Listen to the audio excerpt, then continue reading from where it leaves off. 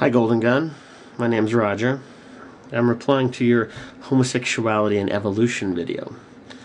Homosexuality is undeniably a natural phenomenon that occurs quite commonly throughout the world. It occurs in many species of animals, not just humans. There are manifold types of reproduction other than the male-female paradigm.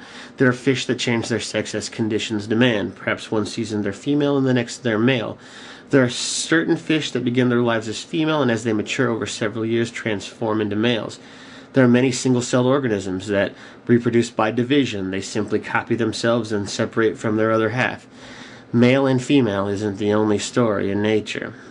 Evolution, as you seem to be implying, isn't black and white. Evolution is not about passing on subjectively positive changes. No, evolution is about change, period. Evolution is about diversity. It's about tiny mutations that, when added together, lead to massive changes over time. Yes, homosexuality is part of our evolution. Like heterosexuality, it is a possible mutation when we're born. What many Christians don't understand or refuse to accept is that there are more sexes than male and female. There are other kinds within our own species. Hermaphrodites, as I'm sure you know, are people born with male and female genitalia, but there are also variations on this theme.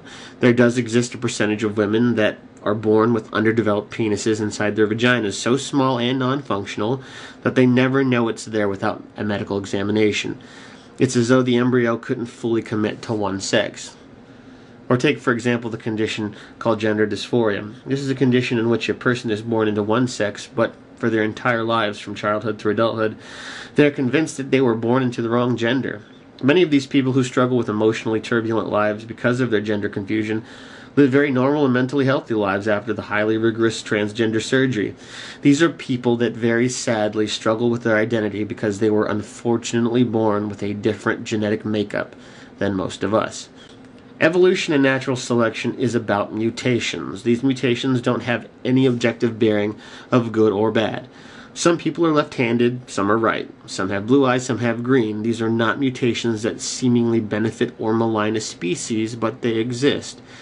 Evolution tests varying combinations of mutations, and those with particular traits, not necessarily good or bad, but survive the rigors of life, pass on those genetic differences to their children. Commonly, mutations that enable survival of a species are the ones that continue to get passed to succeeding generations. However, variations such as homosexuality, that is indeed physically counterproductive to a male-female reproductive arrangement, is just another part of the fabric of many generations of mutations that live within us. Homosexuality, by and large, is a much smaller segment of any population for the very reason that they cannot reproduce. If homosexuals could reproduce, it would likely be that homosexuals' percentage within a population would be roughly equal to heterosexuals. If homosexuals could reproduce and heterosexuals couldn't, we would see the same statistical disparity we see today, but conversely, homosexuals would be dominant in the population and heterosexuals would be diminutive. What each of us finds sexually attractive is both nature and nurture, but mostly nature. People find a wide variety of things attractive, and it doesn't necessarily follow reproductive notions. But those that vary outside the human male-female model are in the minority because they can't reproduce. In most cases, that doesn't make it morally wrong, it just makes it different. Homosexuality is not morally wrong because it is a natural attraction. As long as it's consenting, there's no moral or ethical justification to deride it.